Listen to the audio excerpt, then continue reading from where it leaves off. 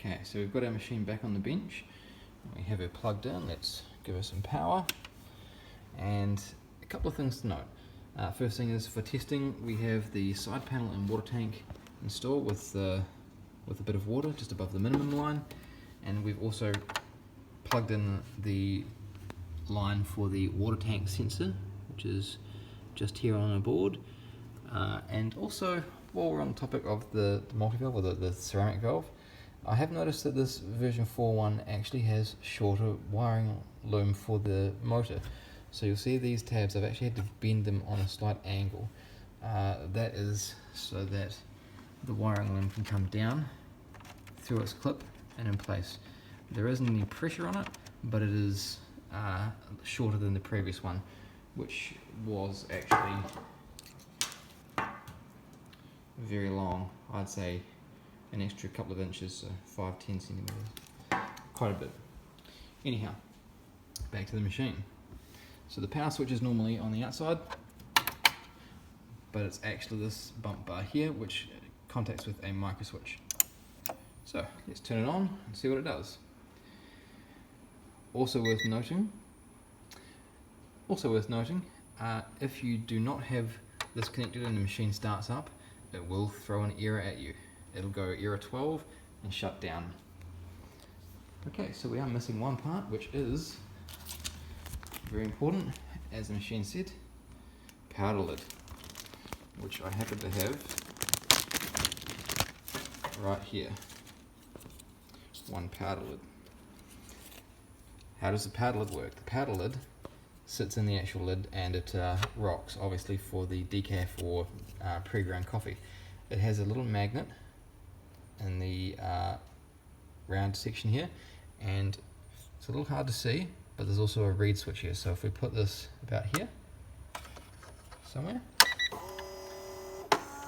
and we just let him go, our machine should fire up. And we heard the multi-valve fire over, so that's a good start. It's locating its position, and the unit is heating up. So hopefully, fingers crossed, that might be it. The unit is moving its positioning. Water pump in the back, vibrating water pump in the back here. It is running water through the system. So it's flowing through the tank, through the hose at the bottom, through the flow meter, which is counting how much water it's taking in, then going into the pump, out of the pump through this pressurized line, and off to, eventually it'll go up to the thermoblock. And it looks like we're back in business. We can hear a nice little light hiss from the power supply, which is completely normal. No steam sounds, not that there should be it. So let's try some hot water.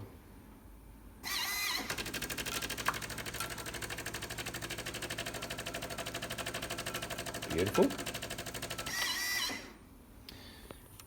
Now the multi-valve sounds a little bit different, so I think they have made some changes internally. I'm not sure what, but that's quite interesting. I can't see any issues so far. So let's do the real test, which is steam. So for steam, we're just going to do milk. Obviously, no actual milk is going to be drawn in, so we'll just get a bunch of steam. But it will pressurize the thermoblock with steam as opposed to water that we had before, draining out the excess water along the way, and allowing us to find out.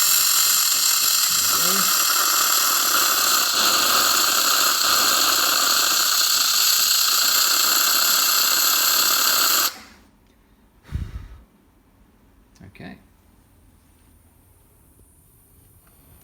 Again, if we have a look down under here, no leaking.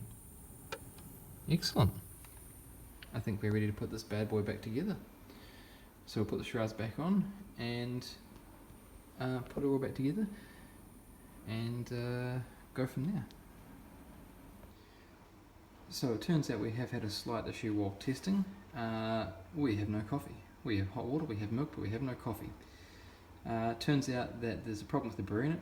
I did pull it out and clean it and realign it correctly, but for some reason it's decided to throw a tantrum and snap off a small connector, which now looks like this in 3 pieces. So we'll have to order one of those as well. This actually sits on the inside of the brew unit and moves up and down. It's where the water, or the hot water, goes into the brewing unit before it goes through the coffee. And unfortunately, yeah, it doesn't like it very much. So the water tries to go there, and there's a one-way valve, a non-return valve, and as a result it just throws a no water error, which sucks really bad because I wanted a coffee in the morning. But for now we'll order a new one and we'll show you how to put the side panel back on. So how this actually comes apart, we'll show you in reverse, it's the easier way. As you can see, we have reattached the water tank and the level sensor for the water tank.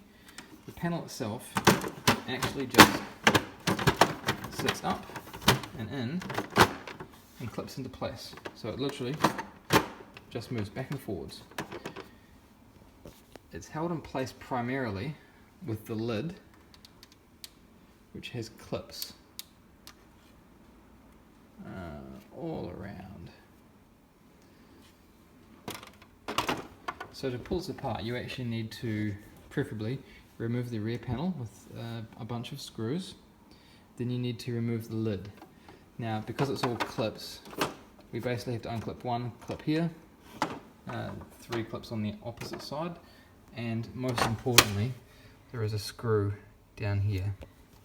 So let's just attempt to put this lid back on one-handedly.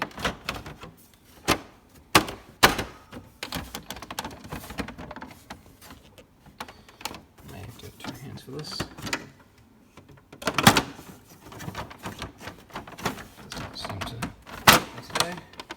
We actually need 2 hands for this. I've just moved the machine around.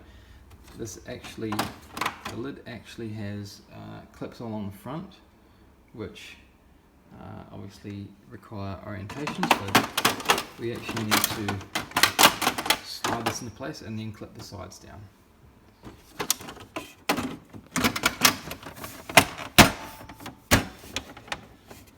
And hopefully she will behave for us.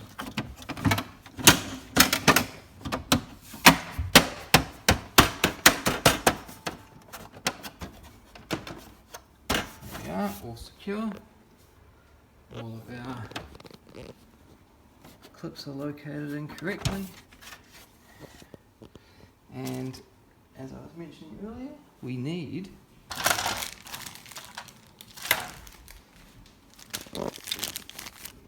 screws.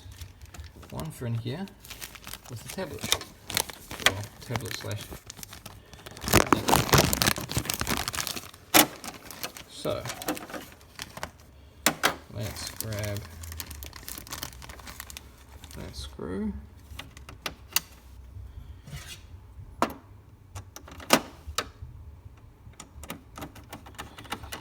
And screw him down. Now if you don't take this off, the lid will not come off. And if you try and take it off without taking it out, you'll break the lid. There's also a small angled rubber grommet, and then obviously the lid itself, which should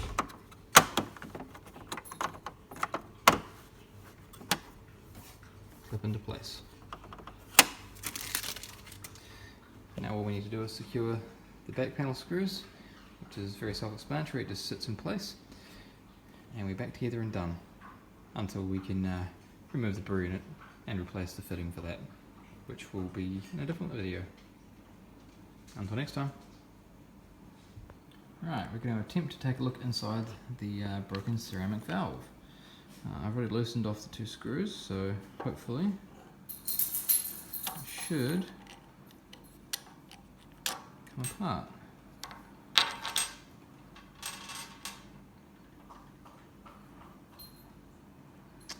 Okay, so this is our head, and as you can see just here, that's where we were getting our leak from inside the crack there.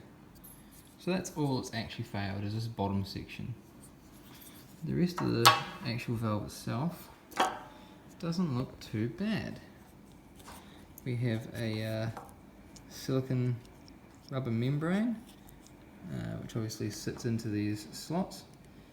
And again, you can also see in here a little bit of build up. So that's very light mineral build up, which probably would have been taken care of in the next descale, but obviously we didn't quite get there. But considering the amount this machine gets used, especially for hot water, that's actually not that bad. It's gone through litres and litres of water. I've had it for over 2.5 years now by the looks of it, and it's been pretty good, so not too major. So what else have we got in here? We have our motor and gearbox assembly. So obviously this just spins. It'll be a reduction gearbox in here, and we have one micro switch for positioning on that, and another micro switch down lower. So that must give us like a north-south orientation or something similar. You can see a little bit of dust and build up here, so there is a certain amount of wear and use in it, I guess. It does move, so moving parts do wear out. So this sits into the bottom piece here, which can then obviously rotate the valve around to align with the various inputs and outputs on the head. So this will essentially rotate, or the internals will rotate to align the correct holes, or block the correct holes off for dispensing of hot water or running hot water to drain. The same for steam and so on. So quite clever. Rather than using multiple valves, you have one, so it's cost effective, although in this particular one, with the head design being what it is, I guess this is the weak point of it. Yeah, there doesn't seem to have been any leaking from that silicon gasket or anything like that. It just appears to be purely from the one outlet where it's just fractured, purely because of the fact that the sidewalls are so thin, I'm assuming. So when they've cast this, it's just a little bit on the small side, and it's we'll say it's a design flaw, but it is what it is. Things get made to a price, so these things happen. So yeah, the upper section, not much to see in here. We'll endeavour to pull it apart a little bit further. I'll need two hands, so we'll come back shortly. And we're back, and what a mess. So delving deeper into it, we actually have more than I thought. We have the motor and a reduction gearbox. So we have our large gear here, our main driving gear. Then we have a total of 1, 2, 3 gears prior.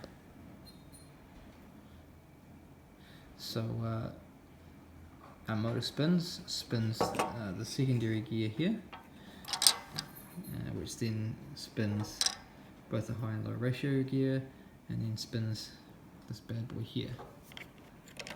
Put him back in. Then we have a plate. This plate obviously just locks in, nothing special there. And then we have another plate, and the section we saw earlier. So this sits on in a certain position with its little pin, and then this sits over the housing to bring it flush, and the two bolts, well the two nuts I should say, in the bottom here actually run all the way through to the bottom of the actual housing and screw the entire thing together. So we have our upper select piece up here as well, which I will get wrong, and sits over here, which will rotate our cam basically in this section, rotating our silicon silicon nozzle guide, and then obviously into the base of the housing. And our inlets go to in and out and in and upside down and inside out. If you're wondering how much said valve costs new, they're about 140 kangaroo dollars, so convert that as you will. Not too expensive, fortunately, but the version 4 I'm assuming should be a lot more reliable, and by the time this next valve wears out, I'm hoping that that the machine will be either be ready to be sold or will have been retired at that stage. But we'll see. We'll have to get that brew unit fixed first with the new fitting. So we'll see you all again for I guess the next chapter of the Melitta Caffeo Barista TS. Once we finally get it up and running 100% and start making some coffee again.